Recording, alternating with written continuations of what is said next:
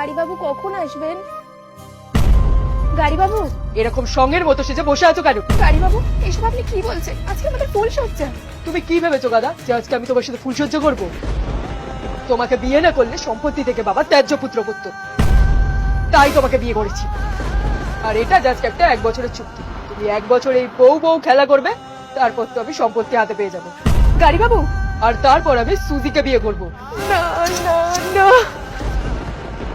আমি তো এসব কিছুই জানতাম না গাড়িবাবু। আমি তো শুধু আপনার সাথে সংসার করতে চেয়েছিলাম। তোমার মতো একটা গেও মেয়ের সাথে সংসার করা যায় না। 1 বছর পর তোমাকে আমি ধাক্কা মেরে বাড়ি থেকে বার করে দেবো। আমি গ্রামে কি করে মুখ দেখাবো এবার? ভেবেছিলে রোহান গুটগুটিকে বিয়ে করে লাইফ সেট করে নেবে না? করো একা একা ফুলসজ্জা, আমি বাইরে ঘুমাচ্ছি। গাড়িবাবু দাঁড়া, তুই বাইরে ঘুমাতে গেলে সবাই সত্যিটা জেনে যাবে, তখন তুই সম্পত্তিও পাবি না। এর দিয়ে ভালো তুই এখানেই শুয়ে পড়। ওকে, নিচে শুয়ে পড়ো তুমি। ভেবো না তোমার সাথে এক খাটে আমি ঘুমাবো। তুই খাটে শুয়ে পড়, মো নিচে শুয়ে পড়ছি।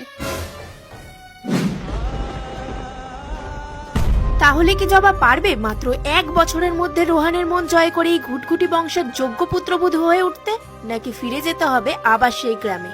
যদি জানতে চান তাহলে দেখতে ভুলবেন না গাদার সংসার।